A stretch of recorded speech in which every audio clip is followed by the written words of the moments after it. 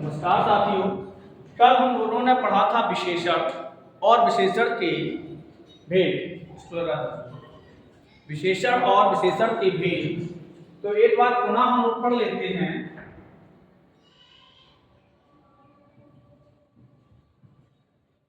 विशेषण के भेद। कल हमने आपको विशेषण के 4 भेद बताए थे। कितने भेद बताए थे भैया? 4 भेद। सबसे पहला बताया था मैंने गुणवाचक विशेषण। गुणवाचक विशेषण। दूसरा भेद हमने बताया था परिमाणवाचक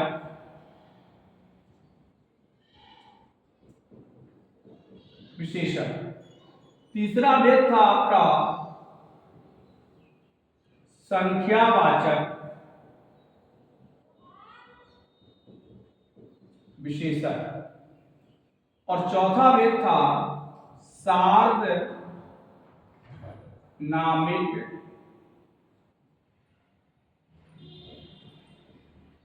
विशेषण।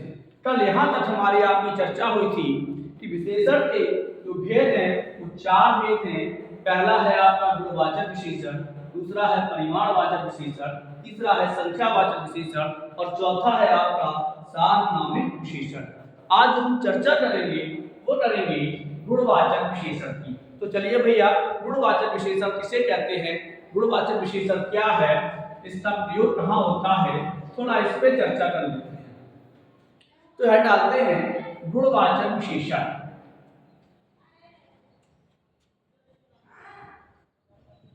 गुणवाचक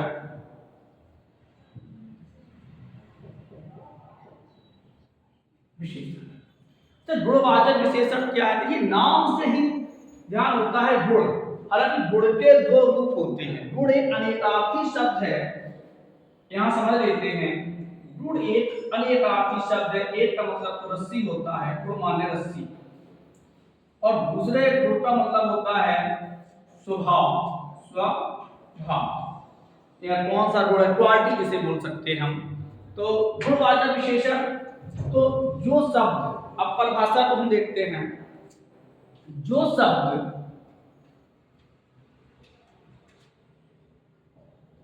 शब्द किसी संज्ञा, सर्वनाम के गुण, दोष, रूप, रंग, आकार, स्पर्श। स्पर्श भी एक गुण होता है। रूप, रंग, आकार, स्पर्श, स्थान,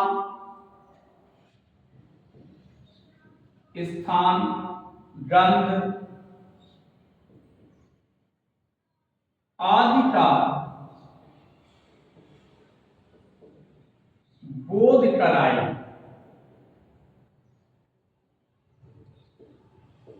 वे गुणवाचक विशेषण होते हैं। जो शब्द किसी संज्ञा या सर्वनाम के गुण, दोष, रूप, रंग, आकार, स्पर्श, स्थान, गंध इत्यादि का बोध कराते हैं, उसे हम गुणवाचक विशेषण कहते हैं। चलो इस पे हम लोग चर्चा करते हैं। सबसे पहले इस परिभाषा के अनुसार ही चर्चा करेंगे कि सबसे पहले हम बात करते हैं गुण। गुण के अंतर्गत कौन कौन से आते हैं, तो चलो इस पे देख लेते हैं कि जो शब्द किसी संज्ञा या सर्वनाम के गुण, दोष, रूप, रंग, आकार, स्पर्श, स्थान, गंध, दशा, और देख लेते हैं दशा, दिशा आदि का बोध कराते हैं, उसे हम गुणवाचक विशेषण कहते हैं। एक एक ये जितने लिखे हैं इनका एक एक पे हम लोग चर्चा करते हैं। सबसे पहले हम लोग करते हैं रूप के आधार पर गुणवाचक विशेषण। तो सबसे पहले हम लोग देख लेते हैं रूप बोधक। रूप वाचक कर सकते हैं या रूप बोधक। वाचक और बोधक, वाचक और बोधक। जो वाचक माने बताने से संबंध हो, बोधक माने तुरंत उत्पन्न ज्ञान को हम बोध कहते हैं। तुरंत उत्पन्न ज्ञान को बोध कहा जाता है।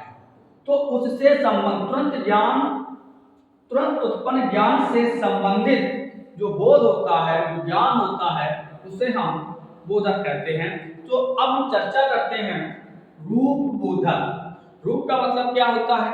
रूप का मतलब होता है ये भी एक गुण है कि सुंदर है, कैसा है, तो इस पर चर्चा करते हैं। रूप बोधक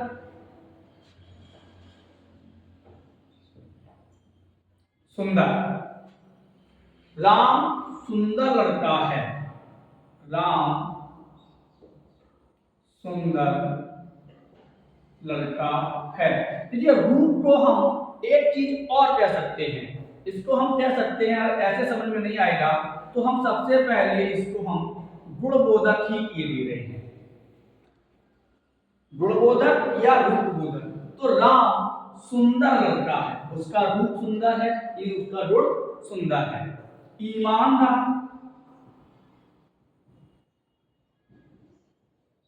ईमानदार। मोहन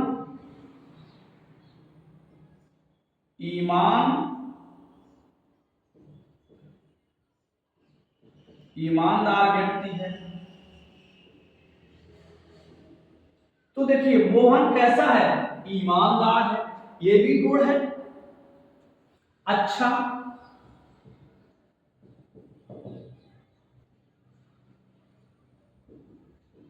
श्याम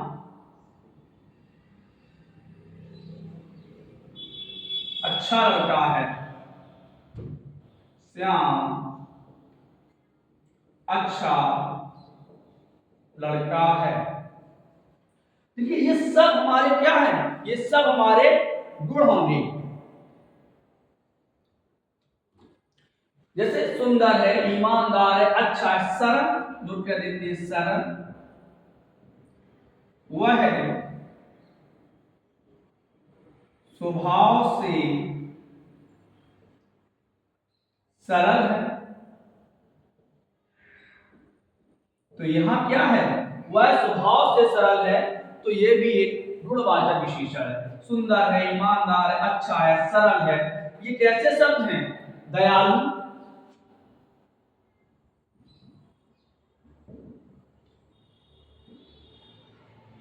बुद्ध,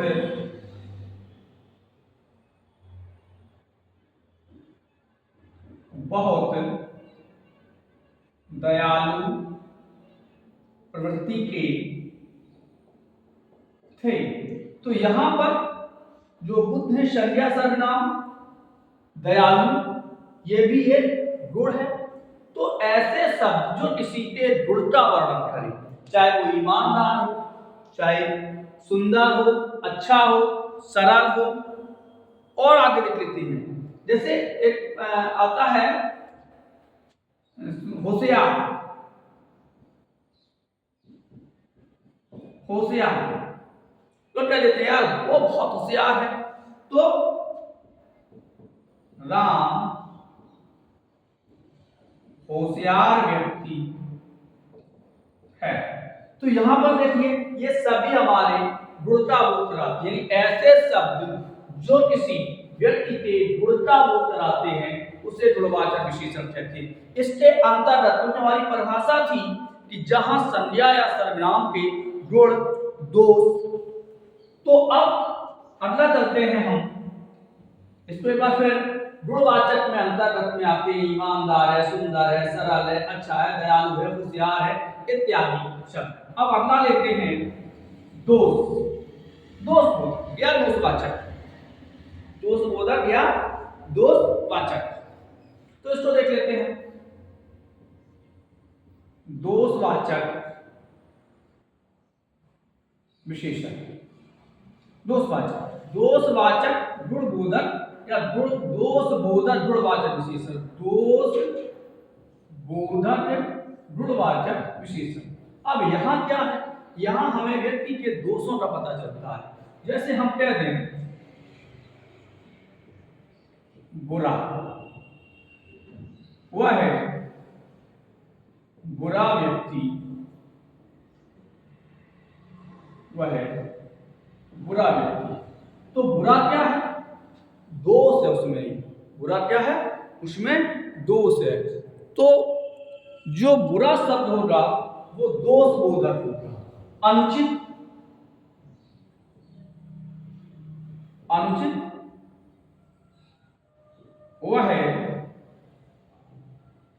अनुचित कार्य करता। अनुचित का मतलब जो उचित ना हो, ऐसे कार्य जो हमारे समाज के लिए उचित ना हो उसे हम अनुचित कहते हैं। दुष्ट, ये भी देखो एक दोष है, दुष्ट वह लड़का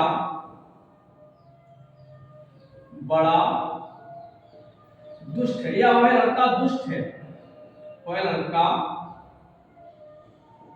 दुष्ट है। तो यहां देखिए दुष्ट क्या है, दोष है। तो जहां किसी व्यक्ति के, किसी पदार्थ के, जैसे खराब, यह फल खराब है, तो यहां खराब क्या होगा, दोष होगा। तो जहां हमें किसी व्यक्ति के दोषों का भी पता चलता है, ऐसे शब्द जो किसी में दोष हो और वो विशेषण बन जाए, तो उसे हम गुणवाचक विशेषण के अंतर्गत ही दोष बोधक में लाते हैं। हमने कहा था कि जो शब्द किसी व्यक्ति के गुण दोष का, तो दोष हो गया। अगला देख लेते हैं, अगले में है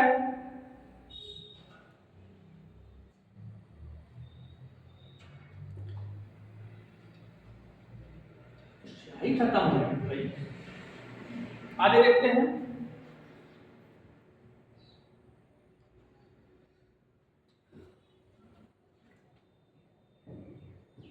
स्थान बोधक गुणवाचक विशेषण, स्थान, जहां किसी स्थान का पता चले, जैसे हम कह दें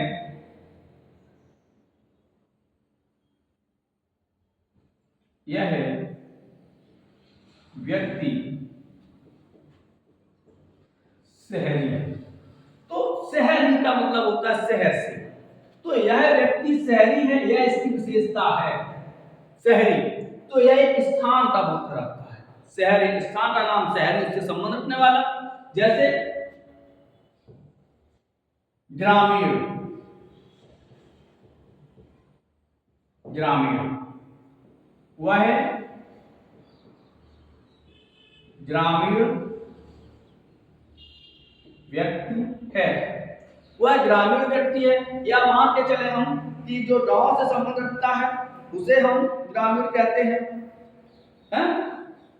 या गांव, ग्रामीण लोग सरल होते हैं। आगे देखते हैं ग्रामीण के बाद, ये देखिए ये सभी शब्द संज्ञाएं हैं, ये सभी शब्द चाहे शहरी हो चाहे ग्रामीण हो, ये सभी शब्द संज्ञाएं हैं, लेकिन ये सभी विशेषण का कार्य करती हैं। सभी संज्ञाएं संज्ञा होते हुए भी विशेषण का कार्य करते हैं। जैसे स्थानीय, स्थानीय, स्थान का विशेषण स्थानीय बनेगा। यह स्थानीय अखबार है, या यह लोग यहाँ के स्थानीय हैं, यह लोग स्थानीय हैं। तो अब स्थानीय जो उस स्थान से संबंध रखते हो उसे हम स्थानीय कहते हैं।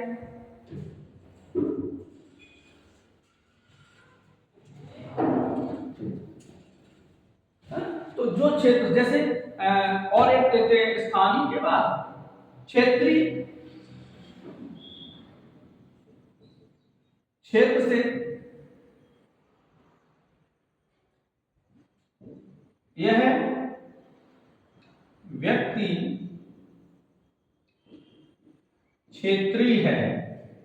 अब यहां कि यह व्यक्ति क्षेत्रीय जान पड़ता है तो क्रिया विशेषण हो जाएगा। यानी यह व्यक्ति क्षेत्रीय यानी उस क्षेत्र से संबंध रखता है तो उसे हम गुणवाचक विशेषण के अंतर्गत लाते हैं। चीनी, जापानी, भारतीय, हम सब भारतीय हैं। भारतीय, हम सब भारतीय लोग हैं। तो ये भी देखो विशेषण का क्या कर रहा है विशेषण, तो ये सभी शब्द जो किसी स्थान का उजाड़, यहाँ पूरा उजाड़ डाला है, निर्जन, या यह क्षेत्र निर्जन है, तो ये सभी शब्द गुणवाचक के अंतर्गत ही आते हैं। आगे देख लेते हैं हम लोग और थोड़ा सा कालबोधक। कालबोधक गुणवाचक विशेषण। कालबोधक गुणवाचक विशेषण। कालबोधक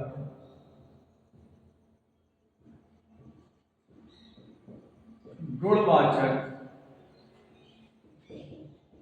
विशेषण। कालबोधक जो किसी काल का, समय का बोध करवाए, जैसे ऊपरी, प्राचीन, सॉरी प्राचीन, यह नगर प्राचीन है। अब यह नगर प्राचीन है, यहाँ किस विशेषण का प्रयोग हुआ है, तो विशेषण का कौन सा भेद है, तो यहाँ गुणवाचक विशेषण है। प्राचीन, नवीन, हिमालय, नवीन बलित पर्वत है। तो देखिए नवीन, प्राचीन, नवीन, तो ये सब कैसे हैं, किसी काल का बोध करा रहे हैं। किसका बोध कराएंगे, काल का बोध कराएंगे। जैसे इस समय शायद कोई फल मौसमी, हाँ मौसमी, मौसमी, व्यक्ति को मौसमी फल अवश्य खाना चाहिए, खाना चाहिए। तो मौसमी क्या है, ये भी कालबोधक है। जो ऐसे शब्द जो किसी समय का बोध कराए, चाहे प्राचीन हो, नवीन हो, मौसमी हो, पुरातन हो, पुरातन है, तो ये सभी शब्द कैसे होते हैं, कालवाचक होते हैं। अब अगर पूछ दिया जाए, जैसे एक प्रश्न आ जाए,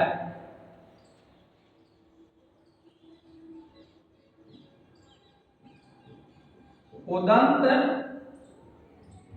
मार्तंड एक साप्ताहिक पत्र है या पत्र था, और पूछ दिया जाए इस बात में कि यहाँ पर रेखांकित वाक्य में विशेषण है, तो उदंत मार्तंड एक साप्ताहिक पत्र है, तो सप्ताह से संबंधित साप्ताहिक, तो ये भी भैया क्या लिख सकते हो आप, साप्ताहिक, ये भी कालबोधक है। मासिक, ये भी वार्षिक, तो कहते हैं आज मेरे विद्यालय में वार्षिक फंक्शन है, तो यहां पर जो वार्षिक शब्द होगा वो भी गुणवाचक विशेषण के अंतर्गत आएगा। और चूंकि ये है सभी गुणवाचक, अभी हमने आपको गुणवाचक बताया, दोषवाचक बताया, कालवाचक बता रहे हैं, इसके बाद आपका स्थानवाचक होगा, तो ये सभी गुणवाचक के अंतर्गत ही आते हैं। देख लेते हैं आगे, अगला है हमारा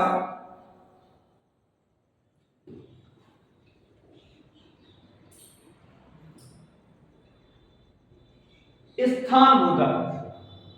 स्थानबोधक हो गया शायद, हाँ, गुणवाचक विशेषण के अंतर्गत हम लोग ले लेते हैं आकारबोधक। आकारबोधक गुणवाचक विशेषण, किसी व्यक्ति के रंग, रूप, गुण, दोष, आकार अध्यापक के हाथ में, अध्यापक के हाथ में लंबी सी या लंबी छड़ी है। भैया बड़ी छड़ी से पिटती करें। अध्यापक के हाथ में लंबी छड़ी है। मैं बहुत पिटा, रियल बता रहा हूं। जब हम पढ़ते थे तो गुरुजी छड़ी से मारते थे। तो अध्यापक के हाथ में लंबी छड़ी है, तो इस वाक्य में लंबा क्या है? विशेषण है। कौन सा विशेषण है? गुणवाचक विशेषण है। और गुणवाचक में आकार होगा। यह कमरा, यह है कमरा तिकोना है। अब पूछ दिया जाए कि यहाँ कौन सा विशेषण होगा, तो सबसे पहले गुणवाचक विशेषण होगा और गुणवाचक में तिकोना शब्द हो गया। यह कमरा चौकोर है, यह गेंद गोल है, ये सब आकार के। अब आता है दशाबोधक। अगला विशेषण होगा मेरा दशाबोधक। दशा, दशा का मतलब होता है, देखिए दिशा और दशा में अंतर होता है। दिशा किसी विशेष स्थान की, पूर्वी, पश्चिमी, दाएं, बाएं, ऊपर, नीचे। लेकिन दशा क्या होता है? मतलब मार मार के दशा बिगाड़ दे बेचारे। तो दशा का मतलब होता है वह कैसा है, उसकी क्वालिटी कैसी है। जैसे एक लंबा सा आदमी, ये उसकी दशा है। अब ये आकार नहीं है, ये उसकी दशा है। लंबा सा आदमी जा रहा है, तो लंबा सा आदमी, ये भी दशा हो। एक मोटा सा आदमी, एक मरियल सा आदमी, मरियल, ये क्या है? दशा। जैसे आदि यानी ढीला। अब ढीला किसके अंतर्गत आएगा? आप हमें ये बताओ, ढीला किसके अंतर्गत आएगा? अगर ये हम कह दें तो ये ढीला या आदि दशा बोधक के नहीं अंतर्गत, ये अवस्था बोधक के अंतर्गत आएगी। इसके अंतर्गत अवस्था बोधक। चलो उसको बाद पढ़ाते हैं, पहले यहां चलते हैं। दशा बोधक मोटा, लंबा, पतला, छोटा, छोटा, गरीब, बीमार, स्वस्थ, अस्वस्थ। जैसे आज वह अस्वस्थ है। यहां पर इस वाक्य में किस विशेषण का प्रयोग हुआ है? तो यह कौन सा शब्द विशेषण है? तो अस्वस्थ विशेषण। और कौन सा है? दशा बोधक है। वह गरीब है, वह गरीब व्यक्ति है या गरीब है। तो वह यहां गरीब क्या है? उसकी दशा है। वह बहुत अमीर है, वह बहुत अमीर है। तो ये क्या है? ये गुणवाचक विशेषण है। तो एक बार फिर परिभाषा हम लोग पढ़ लेते हैं, एक बार और सुन लेते हैं इसको।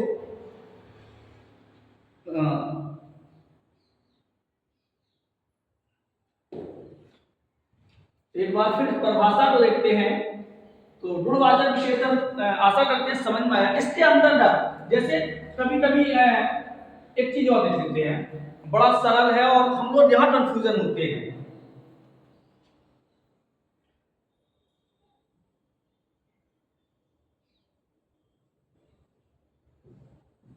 वह है अब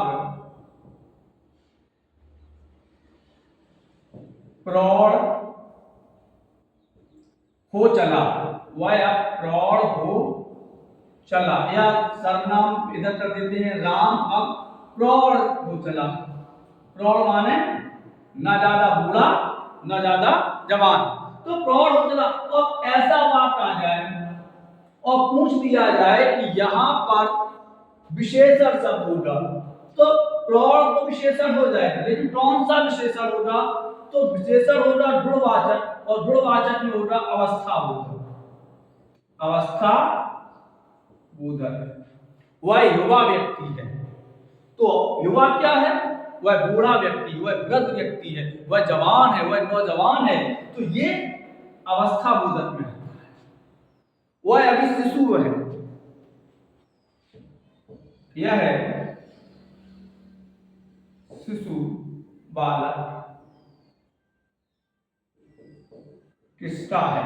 तो ये जो बालक कैसा है, शिशु है, ये जो है ये हमारा क्या होगा, गुणवाचक विशेषण होगा। और गुणवाचक में होगा अवस्था बोधक, एक अवस्था, स्पर्श बोधक, गंध बोधक। अगर हम विशेष गुणवाचक विशेषण को पढ़ेंगे तो 2 दिन लग जाएंगे। एक बार परिभाषा देख के हम फिर पढ़ाई दे रहे हैं आपको थोड़ी सी परिभाषा कि जो शब्द किसी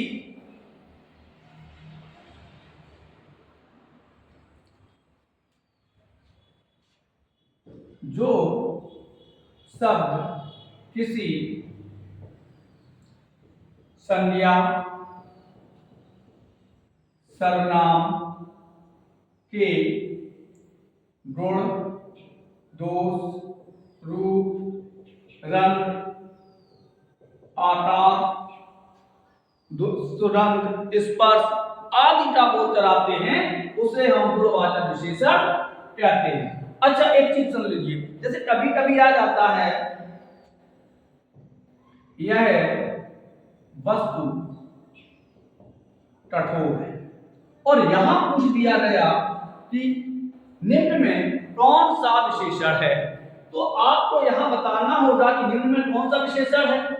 अब यह वस्तु कठोर है, कठोर तो हमने ढूंढ लिया, लेकिन कठोर क्या है, गुण है, इस वस्तु का गुण है कि यह कठोर है। लेकिन अब कौन सा गुणवाचक विशेषण है, ये तो गुणवाचक विशेषण हो जाए, गुणवाचक में ये कौन सा हो जाएगा, तो हम जब किसी चीज को छुएंगे तभी स्पर्श होगा, तो ये हो जाएगा कठोर स्पर्श होगा।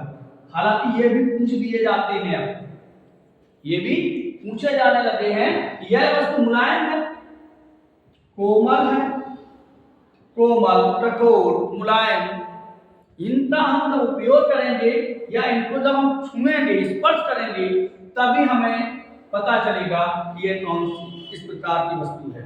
तो आज भी हमने गुणवाचक विशेषण पढ़ा, कल हम लोग पढ़ेंगे परिमाणवाचक विशेषण। कल का जो मेरा टॉपिक होगा वो होगा परिमाणवाचक विशेषण। मैं डाल दूं परिमाणवाचक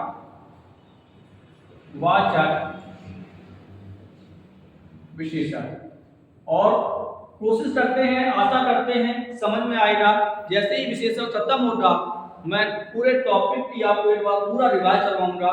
लगभग 100 क्वेश्चन हम आपको देंगे विशेषण के, जो हमारे बड़े काम के होंगे, और इन्हें आप यदि पढ़ते जाओगे तो मैं आशा करता हूं कि कभी भी आपको हिंदी व्याकरण में कोई दिक्कत नहीं होगी। नमस्कार साथियों, जय हिंद, जय भारत, राधे राधे।